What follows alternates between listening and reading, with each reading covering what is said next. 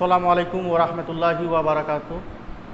তোমরা সবাই কেমন আছো? আশা করি সবাই তোমরা ভালো আছো এবং বিগত দিনের ক্লাসগুলি তোমরা অনুশীলন করেছো।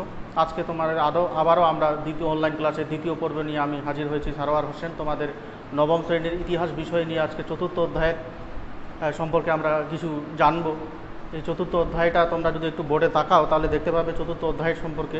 এই চতুর্থ অধ্যায়ের টপিকটা হচ্ছে শিল্প বিপ্লব, উপনিবেশবাদ ও সাম্রাজ্যবাদ। তোমাদেরকে আগেই আমি বলেছিলাম বিগত দিনের ক্লাসগুলিতে যে এই নবম শ্রেণীর যে ইতিহাসের পাঠ্য বিষয়টা আছে, এই বিষয়টা কিন্তু অত্যন্ত একটু কঠিন বিষয়।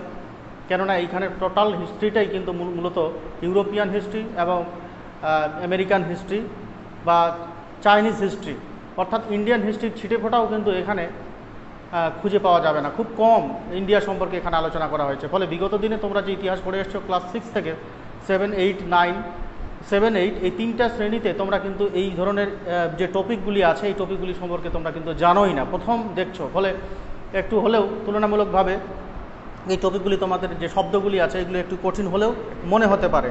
তবে তোমরা যদি ভালো করে ক্লাসগুলো অধ্যয়ন করো এবং বইগুলো পড়ো তাহলে এখানে যে কঠিন আমি বলছি সে বিষয়টা আর তোমাদের কাছে কঠিন থাকবে না, সেটা অত্যন্ত সহজসাধ্য হয়ে যাবে। তো যাই হোক, আজকে যে চতুর্থ অধ্যায়ের বিষয়টা হচ্ছে, চতুর্থ অধ্যায়ের যে বিষয়টা তোমরা যদি বোর্ডে দেখো তাহলে দেখতে পাবে এখানে শিল্প বিপ্লব, উপনিবেশবাদ ও সাম্রাজ্যবাদ, এটা হচ্ছে অধ্যায়ের নাম। এই অধ্যায়ের আমরা বিশেষ কিছু জিনিস নিয়ে আমরা আজকে জানার চেষ্টা করব। তোমরা দেখতে পাচ্ছ আলোচ্য বিষয়, যে আলোচ্য বিষয়গুলি নিয়ে আমরা আজকে আলোচনা করব সেটা হচ্ছে শিল্প বিপ্লবটা কী, 1 নম্বর। 2 নম্বরের শিল্প বিপ্লবের সময়কাল, কোন সময়কালে এই শিল্প বিপ্লব হয়েছিল।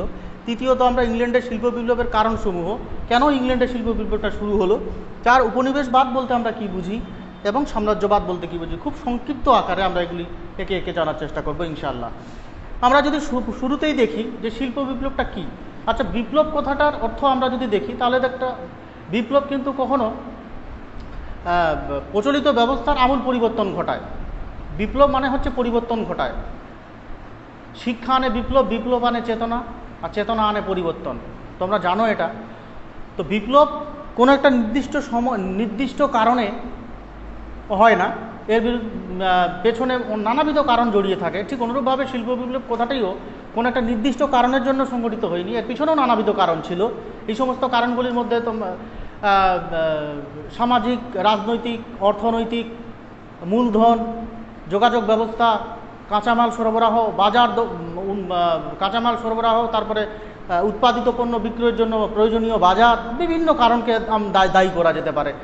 তবে মূলত শিল্প বিপ্লবটা কী জিনিস দেখো। শিল্প বিপ্লব, দুটা শব্দ এখানে যুক্ত আছে, একটা শিল্প, একটা হচ্ছে বিপ্লব। শিল্প প্লাস বিপ্লব, তাহলে ইন্ডাস্ট্রিয়াল রেভলিউশন, শিল্প plus Biplab is equal to শিল্প বিপ্লব। তাহলে শিল্পে বলতে আমরা কি বুঝি সেটা আমাদের অবশ্যই জানার বিষয়। শিল্পে মূলত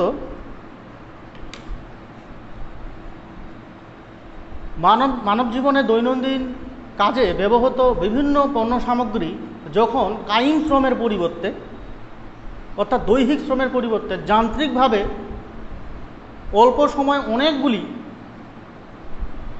পণ্য বা বস্তু তৈরি করা সম্ভব হয়, তখন সেটা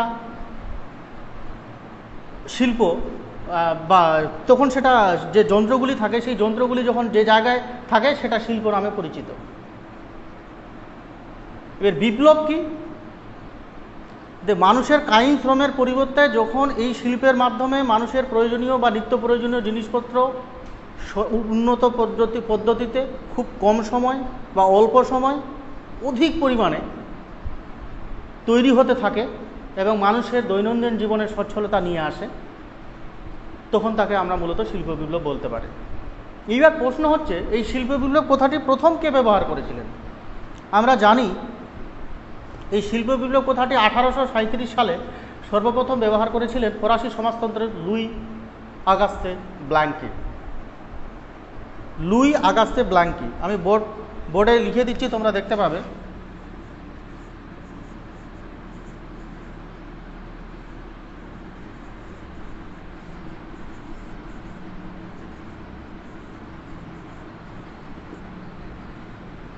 লুই আগাস্তে ব্ল্যাঙ্কি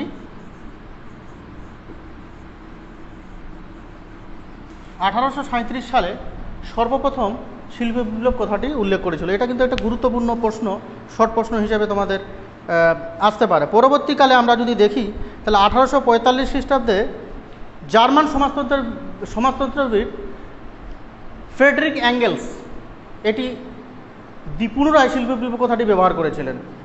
তবে শিল্প বিপ্লব কথাটিকে সবচাইতে বেশি জনপ্রিয় করে তুলেছিলেন তিনার নাম হচ্ছে আর্নল্ড টয়েনবি, ব্রিটিশ ঐতিহাসিক আর্নল্ড টয়েনবি।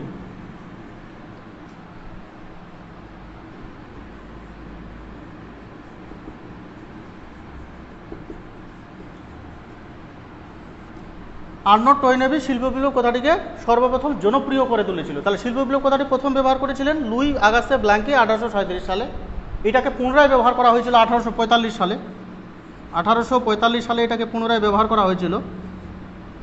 ফ্রেডরিক অ্যাঙ্গেলস এই কথাটি তিনি পুনরায় ব্যবহার করেছিলেন। আবার এই শিল্প বিপ্লব কথাটিকে জনপ্রিয় করে তুলেছিলেন আর্নল্ড টয়েনবি। ব্রিটিশ একজন ঐতিহাসিক ছিলেন এই আর্নল্ড টয়েনবি। তাহলে শিল্প বিপ্লবটা কী দেখলাম আমরা, যে শিল্পের মাধ্যমে বা মানুষের কায়িক শ্রমের পরিবর্তে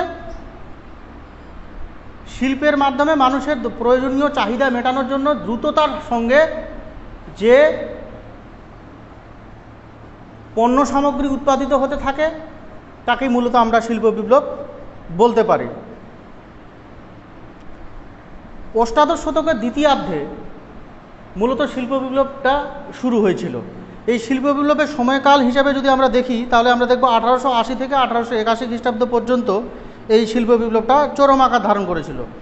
এই শিল্প বিপ্লব মূলত দুটো পদ্ধতিতে হয়েছিল। 1770 থেকে এটা শুরু হয়েছিল এবং 1880 খ্রিস্টাব্দে গিয়ে সমাপ্তি হয়েছিল। অর্থাৎ বলা যেতে পারে অষ্টাদশ শতকের দ্বিতীয়ার্ধে শিল্প বিপ্লবটা শুরু হয়েছিল। তাহলে শিল্প বিপ্লবের যদি সময়কাল দেখি, শিল্প বিপ্লবের সময়কালে আমরা যদি দেখি তাহলে আমরা দেখব দুটোভাবে শিল্প বিপ্লবটা শুরু হয়েছিল। এর সময়কাল সম্পর্কে আলোচনা করতে গেলে আমরা দেখব যে সর্বপ্রথম যদি আমরা দেখি 1760 থেকে 1790, আর পরবর্তীকালে যদি আমরা দেখি 1840 থেকে 1895। তাহলে একটা হচ্ছে 1760 থেকে 1790,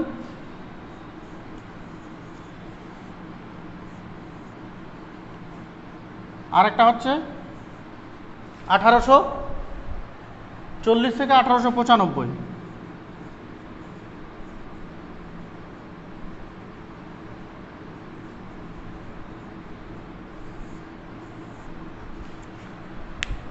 তাহলে প্রথমে আমরা দেখলাম শিল্প বিপ্লব কি, এবার দ্বিতীয় আমরা শিল্প বিপ্লবটা কি আশা করি বুঝতে পেরেছি। আগে তোমরা একটা জিনিস আরও এখানে বলে রাখা ভালো, যে আগে মানুষ কিন্তু শিল্পের মাধ্যমে জিনিস তৈরি করতো না। মানুষ তার দৈহিক পরিশ্রমকে কাজে লাগিয়ে, বুদ্ধিসত্তাকে কাজে লাগিয়ে নিজে কায়িক পরিশ্রম করতো শরীর দিয়ে। একটা জিনিস তোমরা লক্ষ্য করো, আমরা যদি একটা খাল বা গর্ত খুঁড়ি, আমরা যদি 25টা লেবার লাগাই, 25টা লেবার সারাদিনে যে মাটিটা খনন করবে, একটা জেসিবি বর্তমানে উন্নত প্রযুক্তি দিয়ে একটা জেসিবি সেটা 15 মিনিটে খুঁড়ে ফেলবে। 40টা লেবার দিয়ে যেটা কাজ সারাদিনে হবে সেটা 15 মিনিটে একটা জেসিবি সেই গর্তটা বা সেই খালটা খুঁড়ে সম্ভব। তাহলে বুঝতে পারছো শিল্প বিপ্লবটা কি জিনিস। শিল্পের মাধ্যমে বিজ্ঞান এবং প্রযুক্তিকে কাজে লাগিয়ে কায়িক শ্রমের পরিবর্তে যান্ত্রিকভাবে যে অল্প সময়ে দ্রুত অনেকগুলি পণ্য বা কাজ করা সম্ভব হয়, সেটাই হচ্ছে শিল্প বিপ্লব। শিল্প বিপ্লবের সময়কাল আমরা দেখলাম 1760 থেকে 1790 খ্রিস্টাব্দ পর্যন্ত, এটা একটা প্রথম সময়কাল। এই সময়কালে শিল্প বিপ্লব সর্বপ্রথম শুরু হয়েছিল ইউরোপে। আর একটা জিনিস মাথা রাখবে, শিল্প বিপ্লব কথাটি কিন্তু সর্বপ্রথম ইউরোপেই শুরু হয়েছিল এবং ইউরোপেই সর্বপ্রথম শিল্প বিপ্লবটা সংগঠিত হয়েছিল। আফ্রিকা, এশিয়া এবং আমেরিকা এগুলি কিন্তু অনেক পরে শুরু হয়েছিল শিল্প বিপ্লব, সর্বপ্রথম ইউরোপেই শুরু হয়েছিল। দ্বিতীয় অধ্যায় 1840 থেকে 1895 খ্রিস্টাব্দে শিল্প বিপ্লব তার চূড়ান্ত রূপ ধারণ করে। এইখানে একটা বিষয় মনে রাখবে, 1760 থেকে 1790 এই সময়কালে শিল্প বিপ্লব স্টার্ট হচ্ছে, অর্থাৎ ব্যাপকভাবে শিল্প বিপ্লব ততটা পরিচিতি লাভ করতে পারেনি বা শিল্প বিপ্লব কথাটি জনপ্রিয় আকার ধারণ করতে পারেনি বা শিল্প বিপ্লবের দ্বারা মানুষ আর্থসামাজিক অবস্থার পূর্ণাঙ্গ সচ্ছলতা নিয়ে আসতে পারেনি বা শিল্পের ক্ষেত্রে ততটা প্রাচুর্যতা আসেনি। কিন্তু 1840 থেকে 1895 সালে যদি আমরা দেখি, এই সময়কালে শিল্প বিপ্লব দুর্দান্তভাবে মাথাচাড়া দিয়েছিল এবং শিল্প বিপ্লবের আওতায় বিভিন্ন মানুষের সুখ স্বাচ্ছন্দ্য ফিরে এসেছিল। এবার আমরা আসি ইংল্যান্ডের শিল্প বিপ্লব প্রথম হয়েছিল কেন। ইউরোপের বিভিন্ন রাষ্ট্র ছিল, এই সমস্ত রাষ্ট্রগুলির মধ্যে সর্বপ্রথম ইংল্যান্ডের শিল্প বিপ্লব হওয়ার পেছনে বিভিন্ন কারণ ছিল। এক্ষেত্রে যদি আমরা দেখি অনুকূল পরিবেশ ছিল। তোমরা জানো যে প্রাচীনকালে যে সভ্যতাগুলি গড়ে উঠেছিল, এই সভ্যতাগুলি নদীর ধারে গড়ে উঠেছিল কেন? এর উত্তর হয়তো তোমাদের জানা আছে যে স্যার, নদীর ধারে পরিবেশটা অনুকূল ছিল, জীবন ধারণের জন্য প্রয়োজনীয় যে জলের দরকার সেই জলটা নদী থেকে সংগ্রহ করা যেত। ব্যবসা বাণিজ্য করার জন্য তৎকালীন সময় তো আর ওই তোমার এরকম রেলপথ ছিল না, আকাশপথ ছিল না, বা ঘোড়ার গাড়িতে করে তো ব্যবসা বাণিজ্য করা সম্ভব ছিল না, তাই নৌ জলটাকে বিশেষত গুরুত্ব দেওয়া হতো। আর যেহেতু নদীপথে নৌযানের মাধ্যম দিয়ে এপার ওপারে বাণিজ্য করা সম্ভব হতো এবং নদীর তীরবর্তী অঞ্চলগুলিতে প্রচুর পরিমাণে ফসল উৎপন্ন হতো। তোমরা জানো নদীর তীরবর্তী অঞ্চলটা উর্বর থাকে, ফলে এখানে কৃষিকার্য সম্পন্ন হয়। ঠিক এরকম অনুকূল পরিবেশটা ইংল্যান্ডের জন্য ছিল। তোমরা জানো ইংল্যান্ডটা এমন একটা দ্বীপের মধ্যে আছে, চতুর্দিকে জল, মাঝখানে ইংল্যান্ড আছে, অর্থাৎ ইংল্যান্ডের সড়ক পথ দিয়ে যাওয়া সম্ভব নয়, ইংল্যান্ডে যেতে গেলে জলপথে যেতে হবে। তোমরা জানো এ নিয়ে আমরা যখন দ্বিতীয় অধ্যায়ে ফ্রান্স রেভলিউশন পড়েছিলাম, ফরাসি বিপ্লব পড়েছিলাম, তোমরা জানো সেখানে জার্মানি বলো, তোমার ফ্রান্স বলো, বিশেষত নেপোলিয়নের কথা বলো, সমস্ত দিক দিয়ে ইংল্যান্ডকে কুপাকাত করার চেষ্টা করলেও তিনি কিন্তু নৌযুগ দিয়ে মূলত পরাস্ত হতে বাধ্য হয়েছিলেন, কারণ নৌযুগ দিয়ে বলিয়ান ছিল ইংল্যান্ড। আর হবেই না কেন, নৌ একদম জলের তীরে ইংল্যান্ডটা অবস্থিত, ফলে তাদের মূল শক্তিটাই ছিল কিন্তু নৌশক্তি। আর এই শক্তিটা এতটাই শক্তি জোরালো ছিল, ইউরোপের কোনো রাষ্ট্র তাকে নৌশক্তিতে পরাজিত করতে পারেনি, এবং কি নেপোলিয়নও নয়।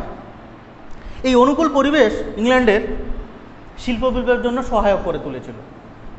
একটা শিল্প করতে গেলে, সামান্য শিল্প তো দূরের বস্তু, একটা ছোটো রাইস মিল তোমরা দেখবে, রাইস মিলটা তৈরি করার জন্য প্রচুর পরিমাণে জলের প্রয়োজন হয়, এবং সেই জলটা নিষ্কাশনের জন্য প্রয়োজনীয় ড্রেনের দরকার হয়। তাই এরকম বড় বড় ইন্ডাস্ট্রি যখন লৌহ ইস্পাত শিল্প হবে, বৃহৎ শিল্প হবে, সিমেন্ট শিল্প হবে, বা অন্যান্য বৃহৎ যখন শিল্প হবে, এই শিল্পগুলোর জন্য প্রচুর জলের প্রয়োজন আছে, উপযুক্ত পরিবেশের দরকার আছে। এবার দেখা গেল এমন একটা পরিবেশে হচ্ছে, তার টেম্পারেচার হচ্ছে 40 ডিগ্রি সেলসিয়াস। 40 ডিগ্রি সেলসিয়াস তাপমাত্রায় কিছু শ্রমিকরা কাজ করতে পারবে? ভূমধ্যসাগরীয় অঞ্চলে অবস্থিত হওয়ার কারণে ইংল্যান্ডের তাপমাত্রা 15 থেকে 20 ডিগ্রি সেলসিয়াস তাপমাত্রা। ফলে এই অনুকূল পরিবেশগুলি ইংল্যান্ডে শিল্প বিপ্লবের ক্ষেত্রে ত্বরান্বিত করেছিল। কাঁচামালের যোগান, কাঁচামাল বোঝো তো, কাঁচামালটা কী জিনিস? উদাহরণ হিসেবে আমি তোমাদেরকে বলি কাঁচামাল কি। দেখো আমার কাছে কালির দোয়াত আছে, এই যে আমি মার্কারটা ব্যবহার করছি, এই মার্কারটা আমি তৈরি করলাম, কিন্তু এই মার্কারটাকে লেখার জন্য কালির দরকার আছে কি না? তাহলে এই কালিটা আমার কাছে নাই। এই কালিটা কোথায় আছে? ভারতে আছে। কালিটা কোথায় আছে? ভারতে আছে। তাহলে আমাকে ভারত থেকে এই কালিটা সংগ্রহ করতে হবে। তাই ইংল্যান্ডের মাথায় ছিল যে ভারত থেকে কালিটা সংগ্রহ করতে গেলে আগে ভারতকে দখল করতে হবে, আমাকে সেই দেশটাকে আগে দখল করতে হবে। সেই দেশটাকে তারা দখল করেছিল এবং দখল করে সেখান থেকে কাঁচামাল তারা সংগ্রহ করেছিল। তোমরা জানো দ্বিতীয় বিশ্বযুদ্ধ এবং প্রথম বিশ্বযুদ্ধের পূর্ববর্তীকালে যদি আমরা ইংল্যান্ডের ইতিহাস ঘাঁটি, তাহলে দেখতে পাবো ইংল্যান্ড সর্বাপেক্ষা ইউরোপের যতগুলি রাষ্ট্র ছিল তার যে সবচাইতে বেশি উপনিবেশ ছিল কিন্তু ইংল্যান্ডের। ফলে এই উপনিবেশগুলি থেকে তারা প্রচুর পরিমাণে কাঁচামাল সংগ্রহ করেছিল, যেগুলি তাদের শিল্প বিপ্লবকে সাহায্য করেছিল। পরে যদি আমরা দেখি যে সুলভ শ্রমিক, দেখো ইংল্যান্ডে সেই সময়কালে, অষ্টাদশ শতকে ইংল্যান্ডে সেই সময়কালে প্রচুর পরিমাণে লোকসংখ্যা বৃদ্ধি পায়। এই উদ্বৃত্ত লোকসংখ্যাকে শিল্প শ্রমিক হিসেবে কাজে লাগাতে ব্রিটিশ সরকার সচেষ্ট হয়। পাশাপাশি শিল্প প্রতিষ্ঠিত হওয়ার কারণে দীর্ঘদিন ধরে কৃষিকাজের মধ্যে পড়ে থাকা শ্রমিকরা তারা শহরমুখী হতে শুরু করলো, এবং শহরমুখী হয়ে তারা যেখানে কৃষিতে কাজ করে সারাদিনে হয়তো $100 কামাতো, তখন তারা শিল্পে এসে কাজ করে $200 কামাতে শুরু করলো। ফলে গ্রাম থেকে শহরে আসার প্রবণতা দিনের পর দিন বাড়তেই থাকলো। ফলে এই সমস্ত শ্রমিকদেরকে সহজেই শিল্প বিপ্লবে বা শিল্পে কাজ করার জন্য সহায়ক ভূমিকা পালন করেছিল। এছাড়া যদি আমরা দেখি, শুধু দেশের শ্রমিক নয়, এশিয়া, আফ্রিকা এবং লাতিন আমেরিকায় যে ইংল্যান্ডের উপনিবেশগুলি ছিল, এই উপনিবেশগুলি থেকে প্রচুর পরিমাণে শ্রমিকগুলিকে তারা নিয়ে এসে ইংল্যান্ডে শিল্প বিপ্লবের বা শিল্পের কাজকর্ম করাতো। এর ফলে তাদের শ্রমিকের কোনো অভাব হতো না। এবার দেখি আমরা মূলধনের প্রাচুর্য। দেখে ইংল্যান্ডের ব্যবসায়ীরা এই সময় নানা দেশে ব্যবসা বাণিজ্য করে এবং ভারত, আমেরিকা এবং লাতিন আমেরিকার উপনিবেশগুলি থেকে অর্থ সম্পদগুলিকে নিংড়ে বের করে নিয়ে সেই সমস্ত সম্পদগুলিকে ইংল্যান্ডে নিয়ে আসে। এর ফলে ইংল্যান্ডের জাতীয় অর্থনৈতিক কাঠামোটা বৃদ্ধি পায়। এছাড়াও ইংল্যান্ডের ব্যাংক অফ ইংল্যান্ড, ইংল্যান্ডের জাতীয় ব্যাংক অফ ইংল্যান্ড বিভিন্ন পুঁজি বিনিয়োগকারী বা ইন্ডাস্ট্রিয়ানদেরকে ঋণ দেওয়া শুরু করে, যার ফলে মানুষগুলো ইংল্যান্ড শিল্প স্থাপনের দিকে উৎসাহী হয় এবং শিল্প একের পর এক শিল্প স্থাপন হতে শুরু করে। অর্থাৎ মূলধন হচ্ছে কিন্তু একটা কোনো একটা ইন্ডাস্ট্রি তৈরি করার ক্ষেত্রে প্রধান অন্যতম কারণ। কিন্তু মূলধন যদি না থাকে কিছুই হবে না। আমার বুদ্ধি আছে, সব কিছু আছে, আমি ক্লাসে পরীক্ষায় লিখতে পারলাম না, আমি দুর্দান্ত বলতে পারি, সব মুখস্থ আছে, ক্লাসে লিখতে পারলাম না, পরীক্ষায় লিখতে পারলাম না, আমার রেজাল্ট নির্ঘাত কিন্তু ফেল আসবে। অর্থাৎ আমি যতই বড় বুদ্ধিমান হই না কেন, আমি যতই বড় টেকনিশিয়ান হই না কেন, আমার কাছে যদি অর্থ না থাকে তাহলে ওই টেকনিশিয়ানের প্রয়োজন আমার কিন্তু কোনো কাজে আসবে না, প্রযুক্তিগুলি কোনো কাজে আসবে না। অনুরূপভাবে তোমরা দেখতে পাচ্ছ ভারতবর্ষ থেকে যে বহু মেধাবী ছাত্রছাত্রী তৈরি হচ্ছে, এরা আজকে ভারতে না গিয়ে নাসায় গিয়ে গবেষণা করছে। তার কারণটা কি? আমাদের কাছে ভারতে প্রয়োজনীয় অর্থ এবং টেকনোলজি, আমাদের উন্নত বিজ্ঞান প্রযুক্তি নাই, যে প্রযুক্তি নাই, এবং পাশাপাশি ওই সমস্ত ছাত্রদেরকে পারিশ্রমিক দেওয়ার মতো ক্ষমতা ভারত সরকারের নাই। এই জন্য তারা বিক্রি হয়ে গিয়ে ভারতের মেধা অন্যত্র গিয়ে কাজে লাগাচ্ছে তারা, এবং তারা আজকে মহাকাশ গবেষণা করছে এবং বিভিন্ন ধরনের গবেষণা করে সাফল্যমণ্ডিত হচ্ছে, অথচ ভারত পারছে না। ভারত একটা অনুন্নয়নশীল দেশ হওয়ার কারণে। ফলত এখানে একটা বিষয় রাখা, মূলধনের প্রাচুর্য ইংল্যান্ডের শিল্প বিপ্লবের সহায়ক ভূমিকা পালন করেছে। এবার দেখি বিশ্বব্যাপী বাজার। দেখো ইংল্যান্ডের শিল্প বিপ্লব হলো প্রচুর পরিমাণে, আমি উদাহরণ হিসেবে বলছি, আমি একটা মার্কার, এই যে মার্কারটা আমি ব্যবহার করছি, মার্কারের আমার একটা ইন্ডাস্ট্রি আছে, তাহলে এই প্রচুর পরিমাণে মার্কার আমার ভারতবর্ষে আমার এই মার্কারের ইন্ডাস্ট্রিটা আছে। এই মার্কার আমার দৈনন্দিন ভারতে ব্যবহৃত হয় 2 কোটি, এবার আমি উৎপাদন করলাম 4 কোটি, পার ডে আমার লাগে এটা 2 কোটি, ভারতে আমি উৎপাদন করলাম 4 কোটি, তার মানে 2 কোটি আমাকে বিক্রি করতে হবে অন্য কোথাও, বিক্রি করার জন্য বাজার লাগবে। এবার তোমরা জানো এই বাজার এশিয়া, আফ্রিকা এবং লাতিন আমেরিকা যে উপনিবেশগুলি ইংল্যান্ড তৈরি করেছিল, এই উপনিবেশগুলিতে থেকে তারা একদিক দিয়ে কাঁচামাল সংগ্রহ করত, কাঁচামাল সংগ্রহ করে নিজের দেশে শিল্প উৎপাদন করত, এবং অনুরূপভাবে উৎপাদিত পণ্য আবার সেই দেশটাতে গিয়ে তারা বিক্রি করত। এর ফলে উদাহরণ হিসাবে আমরা ভারতের কথাই বলতে পারি। হ্যাঁ, তোমরা জানো হ্যান্ডিক্রাফট ইন্ডাস্ট্রি ছিল, ভারতে হস্তশিল্প ছিল, ডিইন্ডাস্ট্রিয়ালাইজেশন তোমরা পড়েছো ক্লাস 8-এ, যে অবশিল্পায়ন, শিল্প বিপ্লবের ফলে ভারতবর্ষে অবশিল্পায়ন সংগঠিত হয়েছিল এবং ইংল্যান্ডের তৈরি জাত শিল্প পণ্য ভারতবর্ষের বাজারগুলিতে ছেয়ে ফেলে ভারতবর্ষের শিল্প ব্যবস্থাকে ধ্বংস করে দিয়েছিল। এবারে দেখি আমরা যোগাযোগ ব্যবস্থা উন্নতি।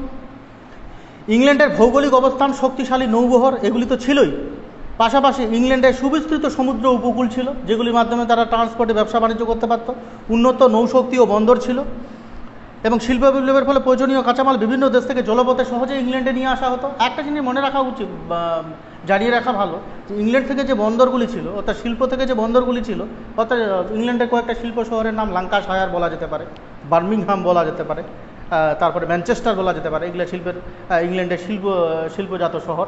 এই শহরগুলি থেকে বন্দরের দূরত্ব মাত্র 70 কিলোমিটার বা 70 মাইল, একদম হালকা কাছেই বন্দরগুলি ছিল, ফলে ট্রান্সপোর্টের খুব সুবিধা ছিল, এবং আদান প্রদানে খুব সুবিধা ছিল, অর্থাৎ আমদানি এবং রপ্তানিতে খুব সুবিধা ছিল। এবার হচ্ছে বাণিজ্যের গুরুত্ব বৃদ্ধি। 17 শতকের মধ্যে ইংল্যান্ড কৃষি নির্ভর রাষ্ট্র থেকে বাণিজ্যের রাষ্ট্রে পরিণত হতে শুরু করলো। বিদেশের সঙ্গে বাণিজ্যের ফলে ইংল্যান্ডের অর্থনীতি সমৃদ্ধশালী হয়ে গেল এবং শিল্প প্রতিষ্ঠায় বিপুল অর্থ বিনিয়োগের সুযোগ পেয়ে গেল। অর্থাৎ কৃষি নির্ভর ব্যবস্থা থেকে মানুষ বেরিয়ে আসতে চাইছিলেন। দীর্ঘদিন কৃষির সঙ্গে জড়িত থাকার ফলে কৃষি ব্যবস্থার পরিপূরক বা অনুকূল অন্য কোনো আর ইনকামের পথ আছে কি না তা খোঁজার জন্য মানুষ কিন্তু চেষ্টা চালিয়ে গিয়েছিল, এবং সেই চেষ্টাটা এসে হাজির হয়েছিল শিল্প বিপ্লবের কারণে। শিল্প তৈরি করার কারণে শিল্প থেকে যা আয় তা কৃষির চাইতে দ্বিগুণ হওয়া শুরু হলো। এর ফলে কৃষির চাইতে মানুষ শিল্পে বিনিয়োগ করতে শুরু করলো, যার ফলে শিল্প বিপ্লব ত্বরান্বিত হলো। এবার যদি আমরা আসি বৈজ্ঞানিক আবিষ্কার, কিছু বৈজ্ঞানিক আবিষ্কার শিল্প বিপ্লবকে ত্বরান্বিত করেছিল। এ সম্পর্কে আমি তোমাদেরকে কয়েকটা বলে রাখি। উড়ন্ত মাকু, এটা জন কে 1733 খ্রিস্টাব্দে আবিষ্কার করেছিলেন, উড়ন্ত মাকু। তারপর লোহা গলাবার চুল্লি, জন স্টিফেনসন 1760 খ্রিস্টাব্দে এটা চালু করেছিলেন তিনি। বাষ্পীয় ইঞ্জিন জেমস ওয়াট 1769 খ্রিস্টাব্দে তিনি এটা চালু করেছিলেন। স্পিলিং জেনি, এটা হারগ্রিভস 1765 খ্রিস্টাব্দে চালু মানে পিচের রাস্তা ম্যাক অ্যাডাম ও টেলফোর্ডের নেতৃত্বে 1811 খ্রিস্টাব্দে এটা চালু হয়েছিল। ওয়াটার ফ্রেম আর্ক রাইটের নেতৃত্বে এটা চালু হয়েছিল 1769 খ্রিস্টাব্দে। বাষ্পচালিত রেল ইঞ্জিন জর্জ স্টিফেনসনের নেতৃত্বে 1814 সালে এটা চালু হয়েছিল। মিডল স্যামুয়েল কম্প্রন্ট, এটা 1779 খ্রিস্টাব্দে চালু হয়েছিল। সেফটি ল্যাম্প হামফ্রে ডেভি 1815 খ্রিস্টাব্দে চালু করেছিল। এই যন্ত্রগুলির কার্যকারিতা সম্পর্কে তোমরা হয়তো অনেকটাই জানো না। এই যে উড়ন্ত মাকু, এইটা এমন একটা মাকু ছিল যে খুব কম সময়, তোমরা জাল বোনা দেখেছো নিশ্চয়ই বাড়িতে, দাদুরা বয়স্ক মানুষের জাল বনে। তো এই মাকুটা ছিল এমন একটা মাকু যে এই মাকুটা খুব দ্রুততার সঙ্গে বুনতে সক্ষম ছিল। লোহা গলাবার চুল্লি, অর্থাৎ ইংল্যান্ডে যে লোহাগুলি ছিল এই লোহাগুলি ছিল অনুন্নত লোহা, এই জন্য তাদেরকে সুইডেন থেকে লোহা আমদানি করতে হতো। কিন্তু লোহা গলাবার চুল্লি আবিষ্কৃত হওয়ার সঙ্গে সঙ্গেই এই উন্নত প্রযুক্তির লোহা দেশেই তারা উৎপন্ন করতে সক্ষম হয়েছিল। তোমরা জানো স্প্রিং জেনি হারগ্রিভস, এটা অনেকগুলি সুতো নিয়ে কাজ করতে পারতো এই মেশিনটা। ওয়াটার ফ্রেম 1869 খ্রিস্টাব্দে 1769 খ্রিস্টাব্দে এটা চালু হয়েছিল। বাষ্পীয় ইঞ্জিনটা জেমস ওয়াট চালু করেছিল। পাওয়ার লুম, পিচের রাস্তা, তারপরে সেফটি ল্যাম্প। এই সেফটি ল্যাম্পটা এমন একটা জিনিস ছিল যেটা হামফ্রে ডেভি চালু করেছিলেন। সেফটি ল্যাম্পটা হচ্ছে কয়লা খনির ভিতরে ঢুকে গিয়ে, তোমরা যখন গুহা করবে খনির ভিতরে ঢুকবে তখন তো সেখানে অন্ধকার না, এই অন্ধকারেরটা তো আলোর দরকার আছে। এই সেফটি ল্যাম্পটা এমন একটা ল্যাম্প ছিল যেটা খনির ভিতরে ঢুকেও আলোর মাধ্যম দিয়ে কয়লা উত্তোলন করা সম্ভব হতো। এই বৈজ্ঞানিক আবিষ্কারগুলি সাধারণত শিল্প বিপ্লবের ক্ষেত্রে সহায়ক ভূমিকা পালন করেছিল। এবার আমরা খুব সংক্ষেপে বলবো উপনিবেশবাদ কি। দেখো, কোনো শক্তিশালী রাষ্ট্র বা কোনো সাম্রাজ্যবাদী রাষ্ট্র যখন কোনো শক্তিশালী রাষ্ট্র বা কোনো সাম্রাজ্যবাদী রাষ্ট্র বা সাম্রাজ্যশালী রাষ্ট্র যখন কোনো তার থেকে অপেক্ষাকৃত দুর্বল কোনো রাষ্ট্রের উপর ভূখণ্ড দখল করে, তখন তাহলে কোনো সাম্রাজ্যবাদী বা শক্তিশালী রাষ্ট্র অন্য কোনো বা তার থেকে দুর্বল কোনো রাষ্ট্রের ভূখণ্ড দখল করে সেখানে তাদের শাসন প্রতিষ্ঠা করে তখন তাকে সেই রাষ্ট্রটিকে শক্তিশালী রাষ্ট্রটির উপনিবেশ বলা হয়। উদাহরণ হিসেবে ভারতের কথা বলা যেতে পারে। ভারত উপনিবেশ ছিল, 190 বছর এই উপনিবেশের শাসন চালিয়েছিল ব্রিটিশরা। ভারত অপেক্ষাকৃত দুর্বল ছিল কিন্তু ইংল্যান্ডের চাইতে। এবার যদি আমরা বলছি সাম্রাজ্যবাদ কি, সাম্রাজ্যবাদ হচ্ছে ঠিক অনুরূপভাবে সাম্রাজ্যবাদ এবং উপনিবেশবাদ একে অপরের পরিপূরক। ভিআই লেনিন, তোমরা জানো বিখ্যাত ঐতিহাসিক ভিআই লেনিন তার imperialism the highest stage of capitalism এই গ্রন্থে, এবং J B Hobson imperialism a study, এই দুই গ্রন্থে হবসন ইম্পিরিয়ালিজম এ স্টাডি আর ভিআই লেনিন তার imperialism the highest stage of capitalism, এই দুই গ্রন্থে বিখ্যাত ঐতিহাসিকরা মন্তব্য করেছেন যে উপনিবেশবাদ এবং সাম্রাজ্যবাদ হচ্ছে ডান হাত আর বাম হাত, অর্থাৎ একে অপরের পরিপূরক। আগে সাম্রাজ্যবাদ প্রচলিত ছিল, কিন্তু পরবর্তীকালে উপনিবেশবাদ, শিল্প বিপ্লবের পর উপনিবেশবাদ কথাটি জনপ্রিয়তা লাভ করেছিল। তোমরা জানো উপনিবেশবাদ অপেক্ষা সাম্রাজ্যবাদ কিন্তু প্রাচীন। তোমরা জানো সাম্রাজ্যবাদ নিশ্চয়ই তোমরা পড়ে এসছো এর আগে, মুঘল সাম্রাজ্য, মৌর্য সাম্রাজ্য, তখন কিন্তু উপনিবেশ কথাটা ছিল না। উপনিবেশ কথাটা সাম্রাজ্যবাদের তুলনায় কিন্তু নবীন। অর্থাৎ উপনিবেশ কোনো সাম্রাজ্য স্থাপন করতে গেলে প্রথমে আগে সেই রাষ্ট্রটিকে উপনিবেশে পরিণত করতে হয়, এবং উপনিবেশ পরিবর্তন করে সেটা অটোমেটিক্যালি কনভার্ট হয়ে যায় সাম্রাজ্যবাদে। তাহলে সাম্রাজ্যবাদটা কি?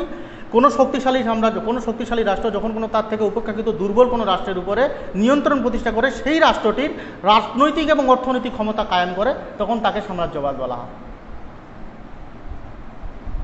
তাহলে ব্রিটিশ সাম্রাজ্যবাদ, ভারতকে ব্রিটিশ সাম্রাজ্যবাদের রত্ন বলা হতো না, বা বলা হয় না। কেন বলা হতো? যে ব্রিটিশরা দেখো প্রথমে ব্যবসা বাণিজ্য করার জন্য ভারতবর্ষে এসেছিল। 1757 সালে পলাশির যুদ্ধ, 1764 খ্রিস্টাব্দে বক্সারের যুদ্ধ, এই দুই যুদ্ধের ফলে ভারতবর্ষে তারা ব্যবসা বাণিজ্যের মাধ্যম দিয়ে একচেটিয়া অধিকার লাভ করে, এবং কালক্রমে সেটা সাম্রাজ্যবাদের রূপ নেয়। এবং তোমরা জানো 1858 খ্রিস্টাব্দে মহারানী ভিক্টোরিয়া আইন অনুযায়ী এই 100 বছরের ব্রিটিশ ইস্ট ইন্ডিয়া কোম্পানির শাসনের পর ভারতবর্ষ সরাসরি ব্রিটিশ সাম্রাজ্যভুক্ত হয়ে যায়। তাহলে 100 বছর ছিল ভারতবর্ষে ঔপনিবেশিক শাসন, পরবর্তী 100 বছর বা 90 বছর মতান্তরে এটা ছিল সাম্রাজ্যবাদী শাসন। তাহলে সাম্রাজ্যবাদ প্রতিষ্ঠার পূর্বশর্ত কি? উপনিবেশ তৈরি করা। তাহলে এখান থেকে আমরা আজকে ক্লাসটা শেষ করলাম, আর বেশি বলবো না। তবে এখান থেকে বলে রাখি, শিল্প বিপ্লব ইংল্যান্ডে সর্বপ্রথম শুরু হওয়ার কারণটা কী ছিল, এটা খুব গুরুত্বপূর্ণ প্রশ্ন। 8 নম্বরের জন্য পড়ে রাখবে। আর 2 নম্বরের জন্য শিল্প বিপ্লব কী, শিল্প বিপ্লবের সময়কালগুলি মনে রাখবে। আর উপনিবেশবাদ আর সাম্রাজ্যবাদ বলতে কী বুঝো, এগুলি তোমরা 2 নম্বরের জন্য পড়ে রাখবে।